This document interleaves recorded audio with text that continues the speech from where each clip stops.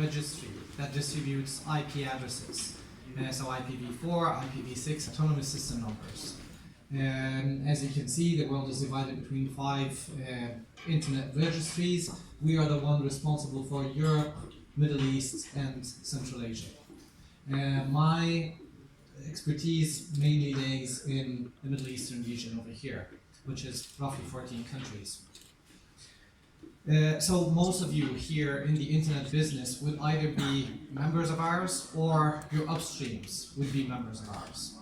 And we have some insights into how the internet is developing in the region, and I wanted to share that with you. Now, I flew specifically for this event, and there's a main reason why I did so. Because Turkey is just that important. And to showcase that, I'm jumping to my 6th or 7th slide here to show out of the 72 countries that we have, that we serve in our service region, Turkey is the 12th largest membership base. So it's way up there. It's in the 15th percentile on the top there. And that's why it's important for us to come, to talk, to meet you, to understand the needs of the market, and to tell you what we're seeing from the outside. I'm going to go back to this slide in a second. I just wanted to show that this is why Turkey is key to us. And you're going to see this as I go in a second.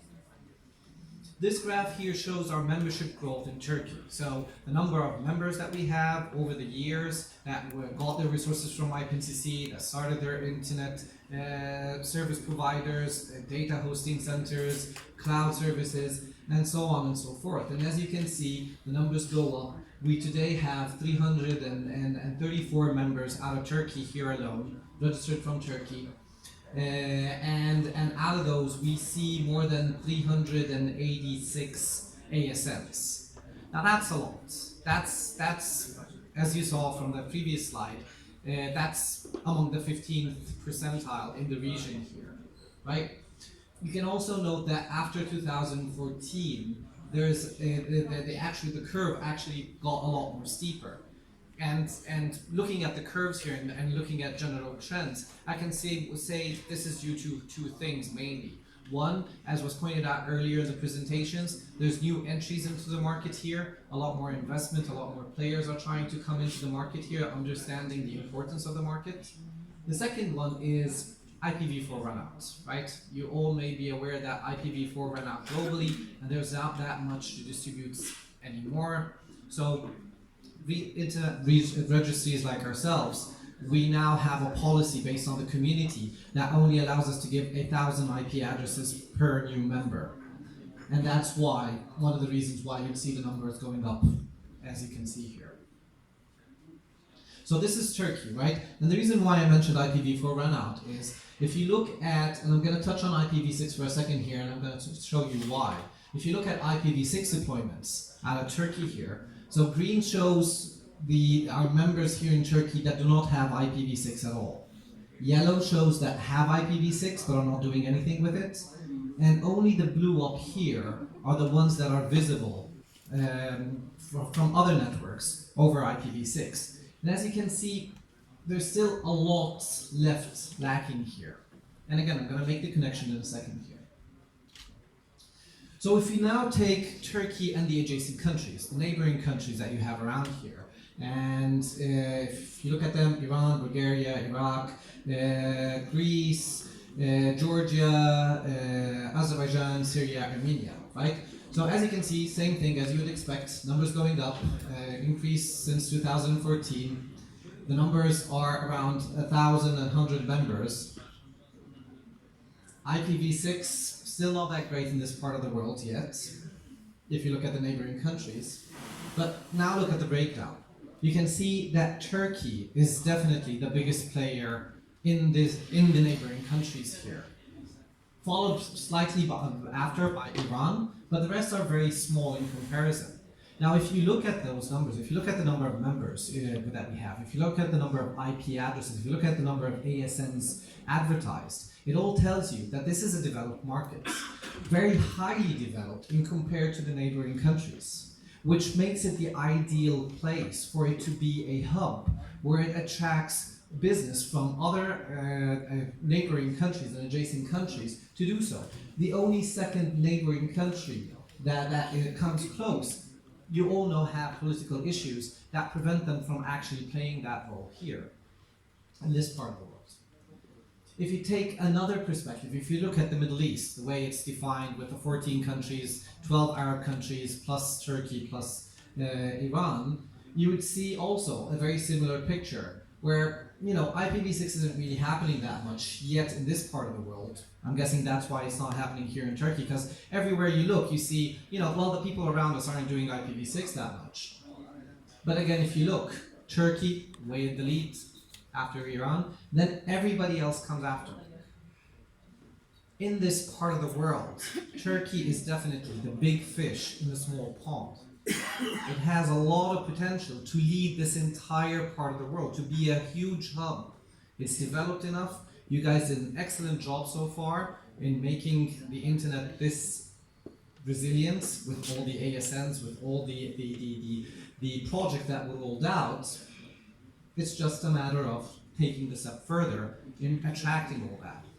And while I couldn't understand much of the Turkish that was being spoken, but one of the topics that were touched on is investment in infrastructure. Now, one of the reasons why the price of infrastructure in Europe is really cheap is because the rest of the world pays to go to Europe. So actually, the rest of the world is financing the fiber being built inside Germany, inside the Netherlands, inside of the UK, because they want to reach them. Because they see them big enough that they want to reach them. They want to be there.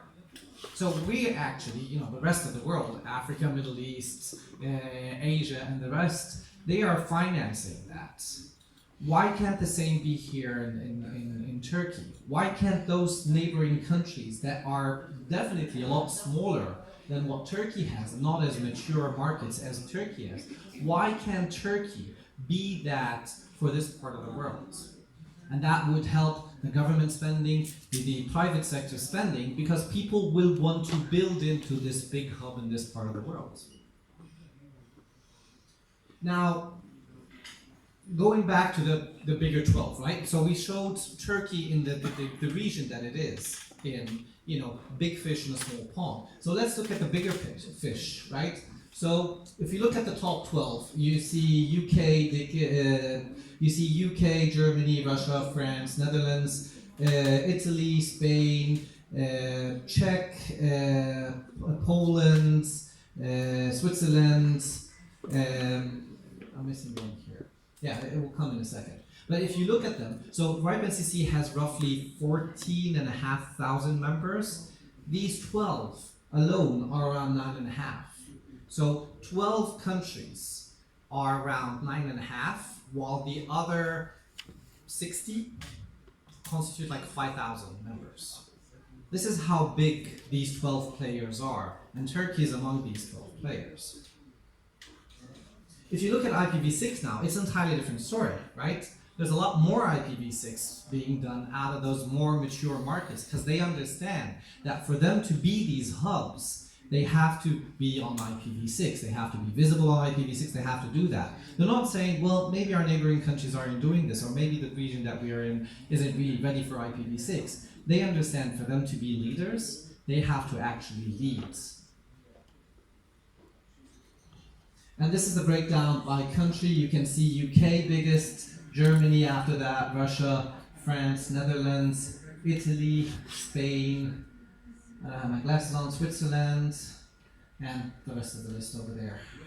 Probably go, yes. Poland, Czech, Sweden, and Turkey. Right? That's the rest of the list here. And if you think about it for a second, all these countries have something very similar in common they have, which is they have big exchanges. They're big hubs. If you think of, you know, London, all the exchanges that are there in the UK. If you think of, you know, well, Germany, right? If you think of Russia, MSKIX and the others that they have there, France, these are big hubs that people want to build into because they see the value of being part of them. And Turkey's on that list. There's no reason why people would finance to build into, let's say, Spain, and they wouldn't finance into building into Turkey. Especially that we've seen how the rest of the region looks around Turkey, right? Now I'm going to quickly go into one of the projects that we have here that Varrock and CC runs, which is something called RIPE Atlas. So basically RIPE Atlas is we distribute a bunch of probes all over the world. So the idea is to have at least one probe per ASN globally, right? This is a map that shows green is the ones that are actually live now, the yellow is the one that were online but we don't see them, red are the ones that were abandoned. So now we have around 9,300 probes active, right, around the globe. This is how a probe looks. Some of you have them in your networks here. We have a bunch of them in Turkey. I'm going to slip these for a second, but what I want to show is this. So one of the things that we did a couple of years ago was that a colleague of mine ran a full country mesh for Sweden. He wanted to see if the traffic stayed in the country or not. If traffic from one ASN in the country that was going to another ASN in the country, one network to another network, did it leave the country or not? And this is what he ended up with. So green means it stayed in the country and went through the exchange point. They have a really good exchange point in Sweden there, right? Yellow means it stayed in the country but didn't go through the exchange, so that's probably direct interconnection. Blue means that it went through the exchange but it still left the country. And red means it just left the country, it didn't even go through the exchange. Now, understanding how networks build, again, when we say a country, there are no real, we draw the lines on a map, but there are no real physical lines in life or on the internet, as in where a country starts and where a country ends. And by thinking of that, when he said, okay, looking at the way networks are built, let me add Oslo and Copenhagen into the mix there. And you can see most of that went green, right? And so at least yellow or green. So that means most of the traffic from one ASN, from one network to another ASN within Sweden all stays within the country. It never leaves the country. There's no need for it to leave the country. If it's meant from one person to another person in the same country, why would it leave? And this is an example of a good resilient internet that keeps your domestic traffic domestic. Now, this is the view that we have from RIPE Atlas here. And we don't see all of the 300 ASNs that we have in Turkey here, but we do see a significant amount of them. And we ran the same thing. So this map shows you the IP paths, right? This is how traffic, this doesn't show traffic volume, but this shows traffic paths out of Turkey. So as you can see, it's very obvious that UK is a big hub, Germany is a big hub, Netherlands is a big hub, Czech is a big hub, and again, if you remember the 12 countries I put in front of you at the beginning, these are the 12 countries. These are the ones that you are building into because they are big enough and mature enough that you want to be into. Also, based on geography, building into Cyprus down there. Again, same case like we just saw with Sweden, building into Copenhagen and Oslo, right? So this is the matrix for Turkey here, right? And as you can see, a lot of the traffic stays local here, which is a good thing, right? It could be either direct interconnection, it could be that they either have one-on-one peering, it could be that they go through the same upstream provider, it could be for different reasons. But most of the traffic stays here, except for some cases that are red. And I wanted to highlight these cases really quickly. So, first cases, and again, without mentioning names, I have the ASNs up here. If you're curious to look up the ASNs, you can. But from one AS to another AS in Turkey here, the traffic, this is the source, this is the destination. If you look at them, if you try to geolocate them, you can see that 100% of the network is here. So it's not like it has pops outside the country, or it's not building out, or it's not being advertised around the country. All of the resources are being advertised out of Turkey, right?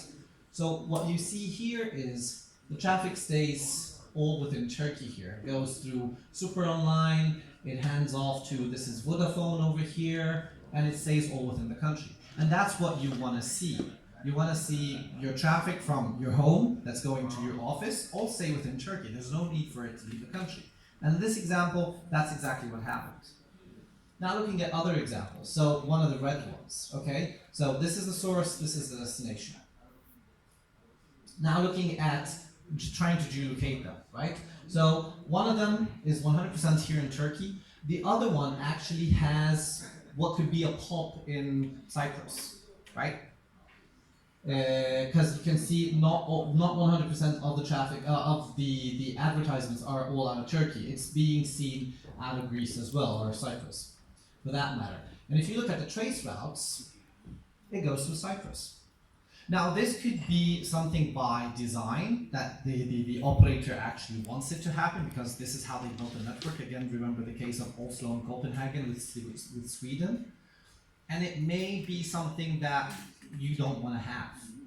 This allows you to see that. This allows you to say, okay, no, we consider this to be part of our network. For us to see this traffic leaving Turkey into Cyprus, it's not a big deal. We think this is the right way to go about this. Another example, so another one of the reds, again, source and destination here. You can see that they are in Turkey, but they also are in other places as well. This one I think is in Italy, and the other one is, not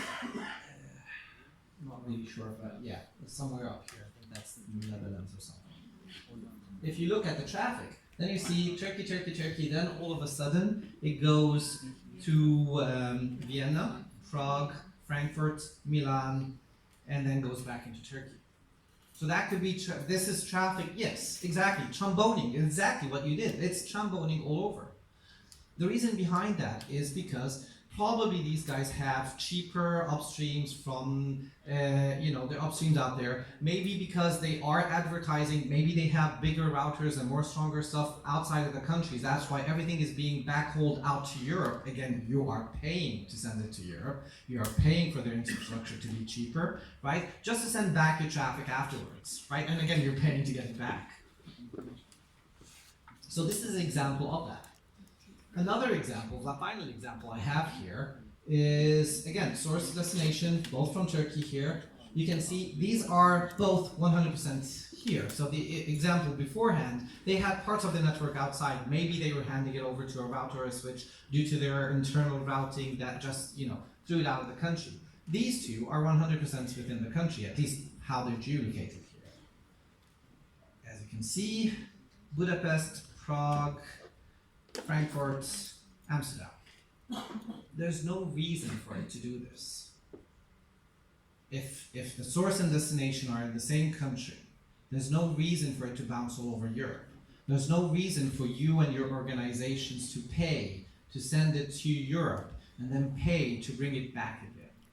And this is why building a strong local hub here and a regional hub, it's a very good thing to do. And on that note, I take questions. I'm happy to answer questions about Atlas, IPv6.